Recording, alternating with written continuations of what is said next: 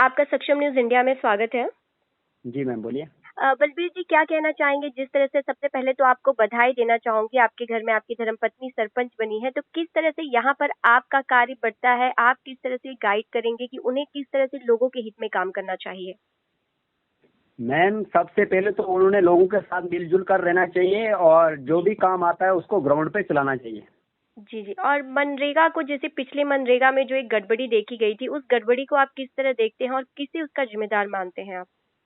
देखो मैम, यहाँ 2011 से लेकर 2020 तक जो है एमजी नरेगा में गड़बड़ी ही गड़बड़ी है। जी जी। यहाँ एक काम को कई बार पास किया गया है, ऐसे कुछ काम हैं जो ग्राउंड पे है ही नहीं, सिर्फ उनको ऑनलाइन करके पास किया गया है। जी। जिसमें से मैं आपको 2-4 नाम बताना चाहता हूँ। जी जी। जैसे एक पक्का पास गोवा रोड टू पंडित मेला बंजवाड़ के लिए बनाया गया है, वो भी ग्राउंड पे नहीं है। जी। पक्का पास PMGSY रोड टू पंचायत घर हूसी, वो भी नहीं है। जी जी। कच्चा पास कांकी टू चंद्रकोट, वो भी नहीं है। ऐसे ऐसे हजारों काम है जो ग्राउंड पे है नहीं। और पार्क एक बेरवाल में वो कई बार बनाई गई है और एक बेरवाल में कम से कम भी 27-28 बार काम किए गए हैं, उनकी जांच हम चाहते हैं। तो अब बलबीर सिंह जी किस तरह से देखते हैं कि आगे इस तरह की गड़बड़ी ना हो और जो जनता का है, जो जनता के हित में जो काम पास होता है, वो जनता के लिए वो कार्य किए जाए, ना कि उनसे खाली झूठे वादे किए जाए और झूठी बातें कहकर इस तरह से काम पास करवाने के बाद इस तरह की गड़बड़ी हो आगे? नहीं मैम, आगे के लिए तो हमें फिलहाल तो हमें मतलब मेरी मैडम को 6 महीने हुए हैं टोटल बने हुए। जी जी। तो 6 महीने के बाद हमारा पहला प्लान जो है इस बार अपलोड हुआ है, जिसमें हम मैंने सिर्फ अभी जियोटेक ही करवाए हैं। जी जी। ये जियोटेक करने के बाद हम लोगों से फील्ड में काम लेंगे और अच्छे ढंग से नए काम लेंगे, ताकि कोई भी ऐसा नहीं है कि जो पुराना काम पास किया जाए या पुराना बना हुआ काम पास किया जाए। हम नए काम को ग्राउंड पे ही करेंगे और उसको अच्छे तरीके से CBI बोर्ड बनाकर इसको उसके बाद पेमेंट फुल की जाएगी।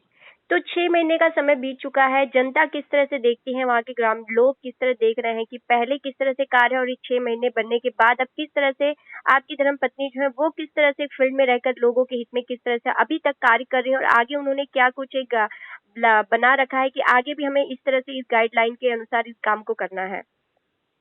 देखो मैम, पहले तो मेरे मिसिज जो है सरपंच है, उसने पहले से ये गाइडलाइन बनाई थी कि हम जनता के साथ मिले जुले रहेंगे, हर ग्राम सभा जो है वो जनता के बीच में करेंगे। जी जी।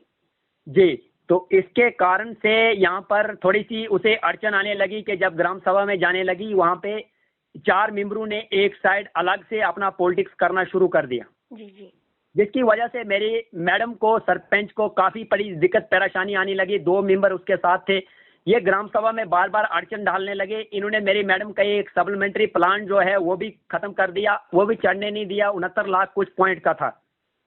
तो उसके बाद इन्होंने हमें ग्राउंड पे काम करने नहीं दिया। हम इसी आपकी मीडिया के माध्यम के तहत से अपनी आवाज पहुंचाना चाहते हैं डिस्ट्रिक्ट एडमिनिस्ट्रेशन तक, जम्मू कश्मीर के LG तक, यहाँ तक के प्रेसिडेंट जो हमारे बैठे हुए हैं UT के इस वक्त हिंदुस्तान में, दिल्ली में, हम उनको ये बात पहुंचाना चाहते हैं कि हमारे साथ यहाँ बहुत बड़ा अन्याय हो रहा है। काफी बड़े यहाँ पे ऐसी ऐसी बातें हो रही हैं कि पंचायत में चलाने में बहुत सारी दिक्कतें और परेशानियां आ रही हैं। जो जिस तरह से कोरोना चल रहा है, कोरोना को लेकर किस तरह से अभी क्या स्थिति वहां देखी जा रही है और इस स्थिति में, कोरोना जैसी स्थिति में आप किस तरह से जनता की सुरक्षा के लिए क्या कुछ उन्हें आप एक कहा जाए तो उन्हें किस तरह से आप बता रहे हैं कि किस तरह से उन्हें इस कोरोना महामारी से बचना है? देखो मैम, फिलहाल तो हमें ऊपर वाले के करमो करम से यहाँ पे कोविड का ऐसा कुछ है ही नहीं जी। हमारी पंचायत बिल्कुल सेफ है, मगर फिर भी हमारे लोग यहाँ पे कोविड का पूरा पालन कर रहे हैं। आप देख रहे हैं सक्षम न्यूज इंडिया, सबसे पहले सबसे तेज।